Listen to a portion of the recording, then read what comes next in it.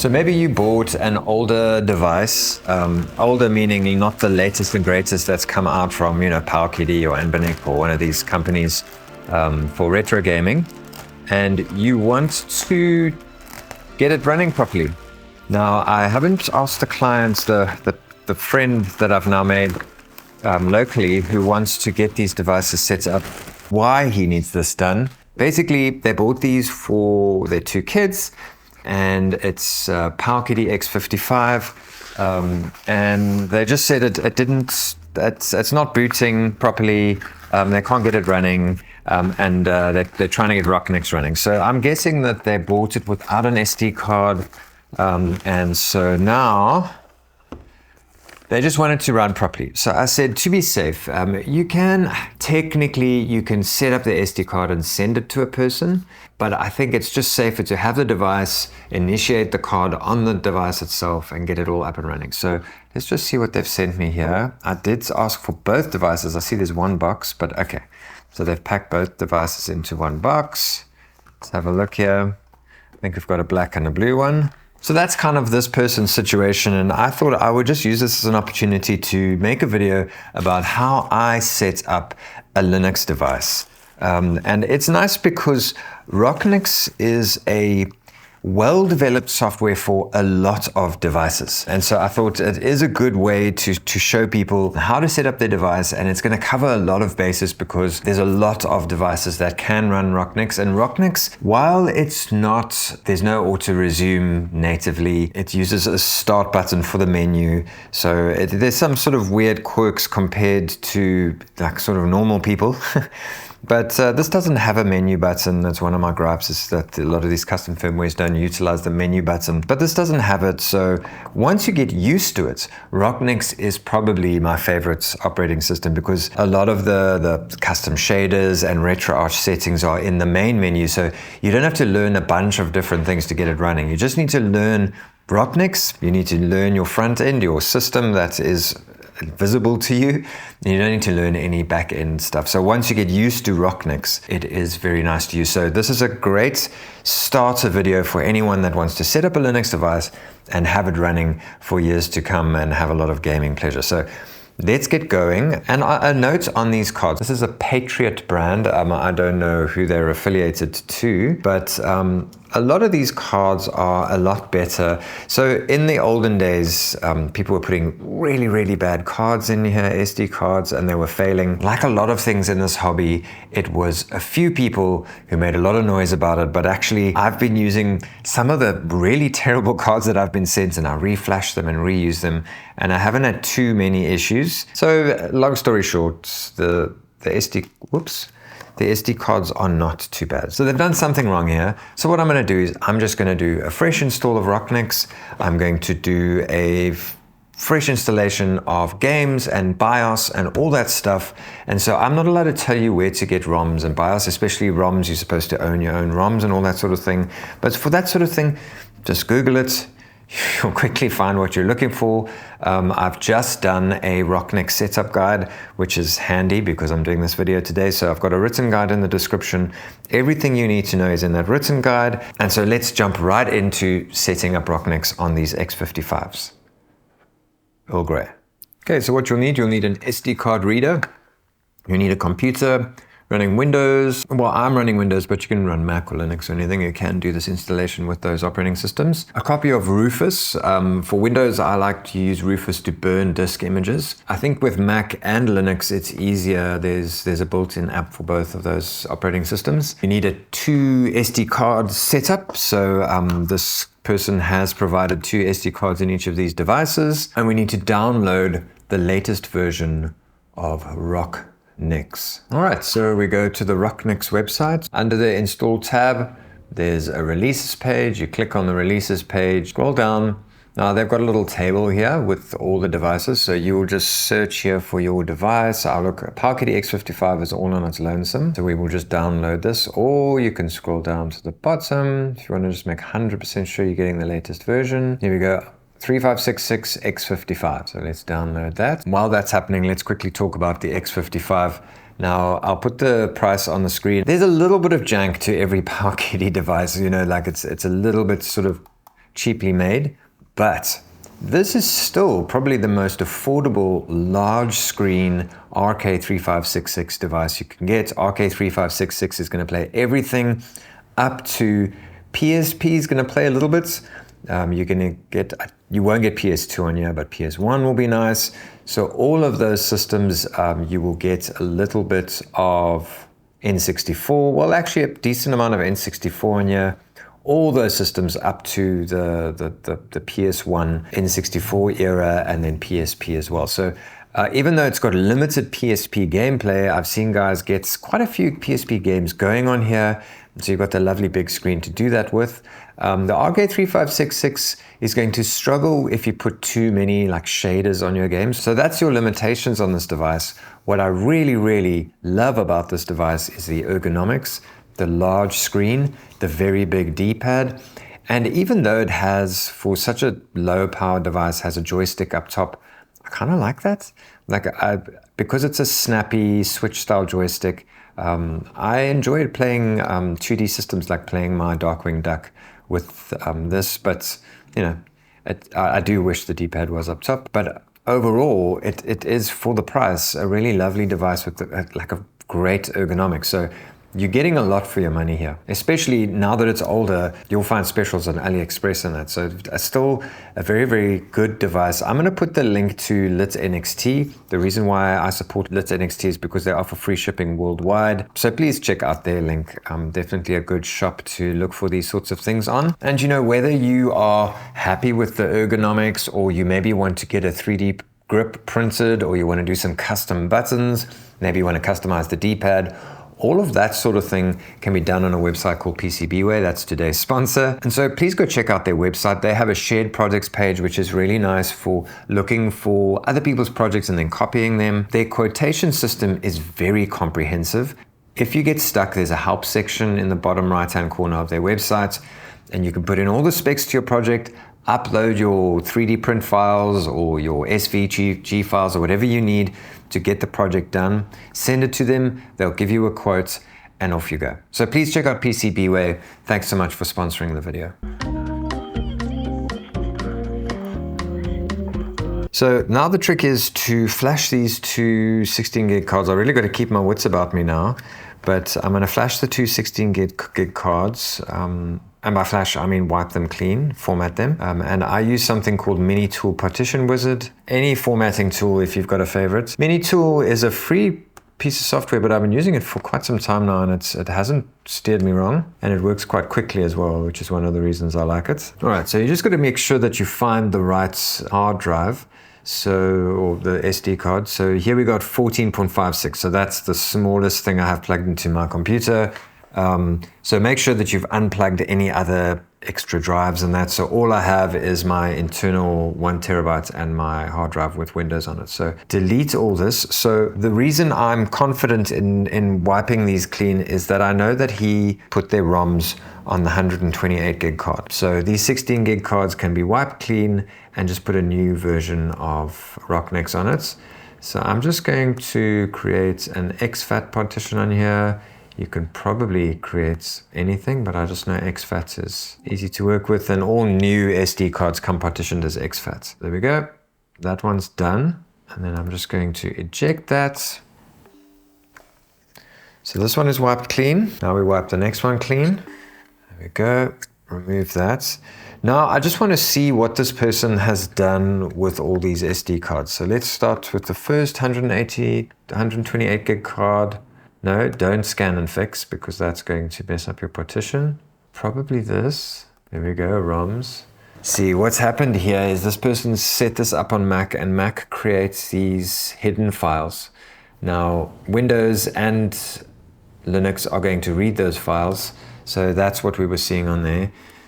So we need to clean this up. I can just delete these hidden files. Oh, sure, but now I've got to go through this whole thing. So I'm going through every folder and making sure that everything is correct. A common mistake by beginners to this hobby is putting games in the incorrect folders.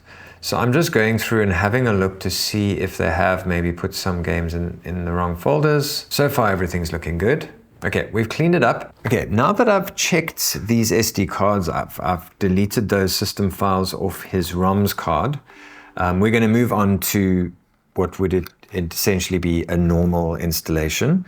So if you're starting this for the first time, you would have your small SD card, a 16 gig card for your operating system, and you would have a bigger SD card. This person's chosen a 128 gig card for your ROMs. The next step now is to install ROCKNIX onto this smaller card. So we're going to start with one. We're going to pop it into the SD card reader, move over to the computer. Now I've got an app called Rufus. I've put the link in the article I wrote on my website on where to download it. Just a little app that burns things, and I find it very reliable. And it usually finds the SD card that doesn't have operating systems and stuff on it. So 16 gig card, that's definitely the correct SD card. Now we go and find our image. So before we do that, we need to unzip the thing that we downloaded. So we go here, there is our, if it doesn't unzip natively, so if you right click and it doesn't show extract all over here, then use something called 7-zip. I've provided the link to that as well. Download 7-zip and you can unzip it there. Anyway, latest version of Windows will extract this natively. So let's just do that. Okay, I'm just going to close that. I'm going to delete the zip file and I'm going to leave that there. Now we go back to Rufus. We look for the dist image. So we click on select. We find our download folder there, Powkiddy X55, definitely the right folder. Select it, say open. Okay, now it's populated this whole thing. You shouldn't have to change anything here, but you can take notes on my settings here. And then we just say start. So make 100% sure it's the 16 gigabyte card. Nothing else is plugged into my computer, so I know that that is the correct SD card. I've selected the correct ISO file, image file, and now I just say start. Warning, it's going to destroy all the data. Yes, we've double checked. Say okay. All right, so you'll see Rufus is now done. We'll say close, and then we just eject this card. And then I'm going to, this is not really for your consumption, but I'm going to do the second SD card. I'm keeping things really organized so that I don't lose track, because you can very quickly lose track when you do this sort of thing. If you are setting up an H700 or XX device from Anbernic, there are a few extra steps that I'm quickly just going to explain to you. Once that ISO file, once you've burnt the file to your SD card, the SD card with your operating system on, there's a little bit of housekeeping to be done. Please also check my written guide for a detailed description of this whole process. There is a folder on the SD card called device trees _trees. So device _trees. Open that folder and look for a file that corresponds to your device. So I've put a link to the list of devices that are supported and the file names in the video notes on my website. So for instance, the Cube XX will be the Sun 50i-H700-Anbernic-RG Cube XX.dtb. Locate that file, then you need to drag it to the root of your ROCKNIX drive. In other words, just that ROCKNIX partition, that SD card, just drag it to the main section of that SD card. I've made a little diagram in my written notes as well on where to put it. Now rename that file to dtb.img. Make sure you also select the file extension. So they've given the file extension .dtb. Make sure you select the name and the file extension so that you've got all of it, and then rename it to dtb.img. Again, this is all on my website. Say yes to the prompt, and now you can eject the card and place it in your device. Now, the next step is to just propagate it, to allow it to start up in the device. So let's just get these into the device. Also, be gentle. I just broke on my Anbernic RG34XX with these SD card ports. You know, some of these devices, they're cheaper devices. These aren't like high-end devices. And so be delicate with these SD card ports because you can break them. All right, so there, power, it's power on. Right, so that's all you need to do. I am going to show you later in the video how to install native Pico 8. And then when I send this off to the person, I'm going to make sure I've put in their Wi-Fi username and password. So when they get there, everything's just going to work and they're happy campers. Okay, so I am going to press start. and I'm going to say quit, and I'm going to say shut down system. Now that that's done, what we're going to do is, I could have done this, I just do it separately just to be safe, is now start it up with the ROM card. What this is going to do is set the ROM card up for you. Once it opens in the operating system, you can shut it down again. Then we're going to remove the ROM card from the device. I'm going to put the ROM card into the PC. So I did that step for your benefit. Obviously, this person who sent it to me already set these ROM cards up, but I just want to make sure that everything's linking up as well. And the process for you at home will be exactly the same. It's just putting that ROM card in, letting it propagate and sort it out between the firmware card and the ROM card. So now we just know that everything's talking to each other and everything's set up nicely. In terms of adding ROMs and BIOS on that setup guide, I've made a setup guide that now includes the H700 chipset, because they've now included the XX line of devices from Anbernic onto ROCKNIX. So the setup guide's for that. Just skip that part because that has nothing to do with you. And now we're going to move on to putting ROMs onto the device. So let's just find our ROM card, and that has got the ROMs folder in there, you'll see. Okay, so I just need to find this SD card on the computer. There's a 116 gigabytes, so that's probably it. Yep, you'll see the ROM folder in the side there. There's the ROM folder over there, and I just need to find my hard drive. Okay, so we want to have some games and stuff on here. And the BIOS files. So just to show you for educational purposes, I've got a games folder here, and I've got ROMs, and then I've got BIOS files here. So we go into, on the left hand side is the SD card for the handheld, and there is a folder here under B for BIOS. Open that, and now we just drag all our BIOS over to there. So let's just get the Dreamcast BIOS going. Let's get some, I think they've got the PS1 BIOS, but let's just drag that over. I'm just going to replace in case their BIOS are not good. I'm going to drag the PS2 BIOS, even though they're probably not necessary. And then I've got all the other BIOS here, Control A. Drag them over. This is a BIOS pack that's specifically for RetroArch, but if you just drag it all over, it will work fine. And now I want to show you how I would add my games onto a device. So ROMs. Let's do Game Boy Advance for an example. So I'm going to go to my Game Boy Advance folder. Here are all my games.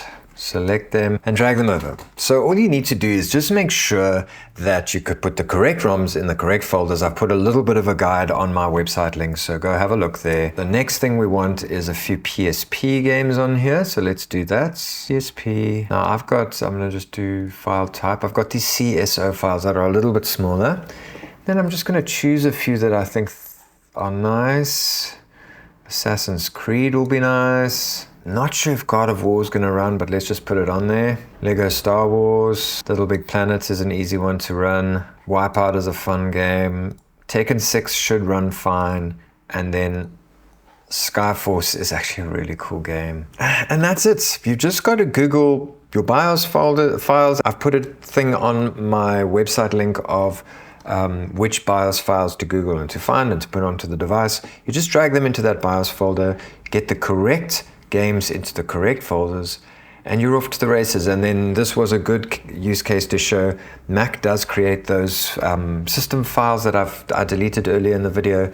Just make sure that you don't have those system files. Some game consoles do have a facility to just remove Mac system files, but anyway, I have removed them and everything is hunky-dory. We are just waiting for everything to load. Now I want to show you how to install native Pico 8. So we've got our ROMs and we've got our BIOS files all on our SD cards. So there's a website called lexaloffle.com.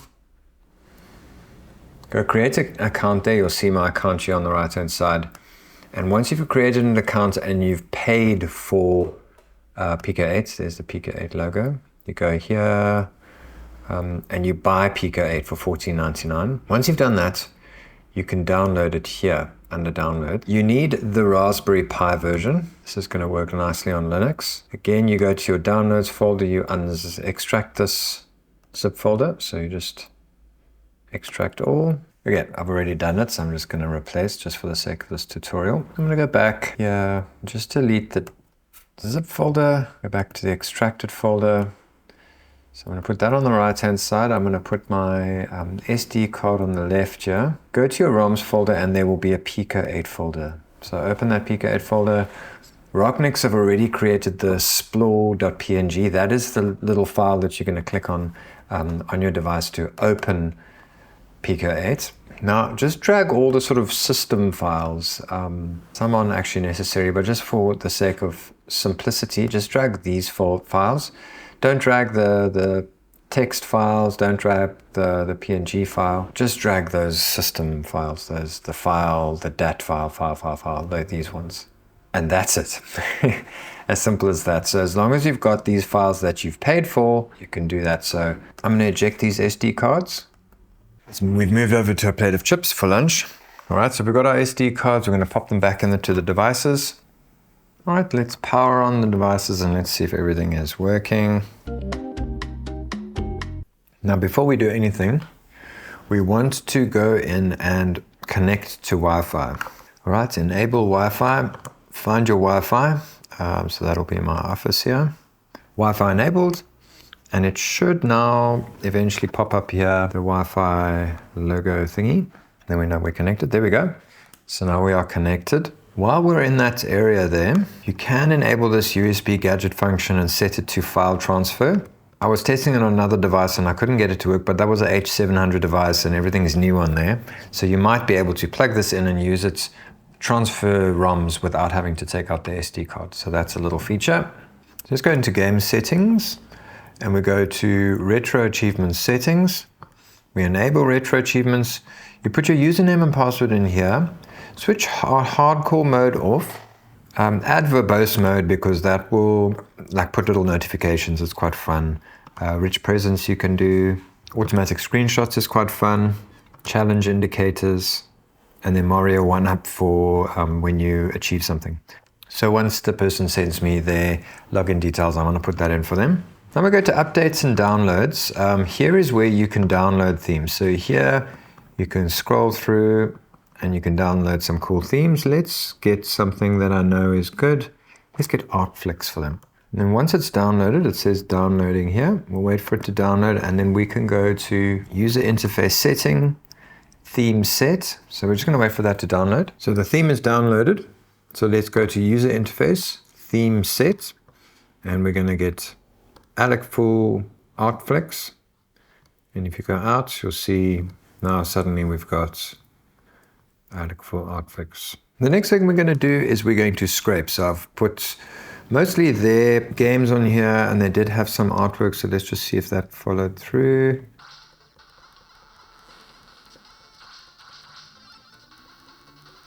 So we want to sort out the scraper.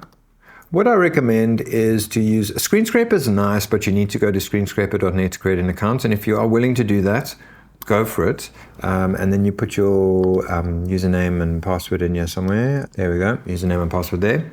But I'm just going to use the games DB. You don't need a username and password, so it makes life a little bit easier. It's a little bit less accurate, but there you go. And then you'll say scrape now. I'm going to leave that for now. I'm going to let that do its thing overnight tonight. But if you set it to scrape now, make sure you connect it to Wi-Fi and it's going to scrape the artwork for all your games. And there's something that's quite easy with ROCKNIX, and the reason why I like to recommend this for beginners and just, you know, there are a few quirks, and like for instance, you have to press start for the menu, which is kind of confusing, but it is fairly intuitive and easy for a beginner. So if we want to add a shader to make NES more olden day, we go to Per System Advanced Configuration, and we go to Nintendo Entertainment System, and we go to shaders. Now you want to be careful with shaders because they can slow the system down. Let's have a look here. I want to go to CRT. I want to get a CRT shader. So we just scroll down to CRT. One that I used to use quite often was Beam. So let's see how that looks. It's a random game. So this is actually quite nice because you can't, it's very subtle, but you know, I've been checking this. You can see there, the lines, it's got some scan lines. So it just makes it look like a little bit like an olden day, and it actually makes it look a little bit nicer. When it's too crisp, it looks a bit strange on these screens. Maybe that's a little bit too much for them, I don't know. But I like it. They can always watch this video and remove it if it's not something that they want. So we can go through and add our filters and shaders that way. So beam, I like that one for the TV systems. And then if we go to game settings and we go per system, so you go to the handheld section of the shaders for Game Boy, is quite nice. But let's go to shader. This is Game Boy Advance. So we go down to handheld and use the shoulder button to scroll a bit faster. For H there. Okay. Handheld console. There's DMG. So you can, those are borders. So I'm not sure if I'd go for a border. It's going to take quite a lot of CPU power, but you can try that for Game Boy. Okay, I'm just going to scroll down because I don't want borders. So here for the Game Boy Advance, I've done handheld, Simpletex, LCD, GBA, color, 4K, GLSLP.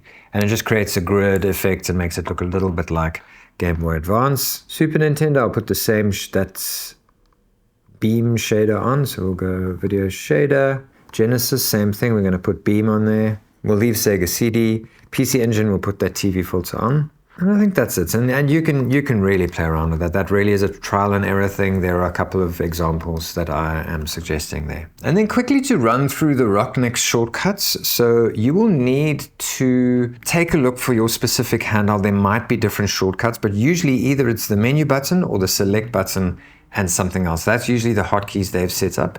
So to quit a game, you need to press select and start, and you have to press it twice like this. To save states, select and R1 is to save. Select and L1 is to load a save state. To open the RetroArch menu is select and X or menu and X, depending on what device you're using. Select and B will be to reset the game if you just want to start the game from the beginning, switching off and switching on the Famicom. Select and Y will be to show the frame rates, the FPS on your game. Select and A will be to take a screenshot, and that will be saved somewhere under screenshot. And then select and R2 is to fast forward the game, like for Pokemon and those sorts of games. So remember in the beginning I said, oh, they've got the Mac files and they're quite annoying. ROCKNIX has this remove the dots underscore files, which are those system files from Mac. So I said there is a thing to do it. It's under Tools. ROCKNIX also has Portmaster. If you want to get into Portmaster, what you do is you go into Portmaster, you download games, and then it'll be available in your main menu as ports. Quickly check that the Pico 8 works. Yep. I feel like this is a slow burn video. It's not going to get me a lot of views in the beginning, but it's over time. I think a lot of people are going to watch this because these devices, like for instance, this device, the X55, is already getting old in sort of YouTuber terms because I get to send the device like every second week. But it's still a lovely device, and so this person has bought this for their children so that they stay offline and they can still enjoy a digital device of some sorts. Like my son loves playing Pokemon for the GBA, so this is a great way to distract your kids without having them go online. This one, specifically the X55, is lovely because it has such a big screen. And so you're compromising on sort of the shell quality, and the buttons are very clicky. Like, you know, there are compromises to be made for the price, but you are getting a lot for your money. You're getting to play thousands of games, all the way up to PSP. So thanks for watching, and I hope you enjoyed the video.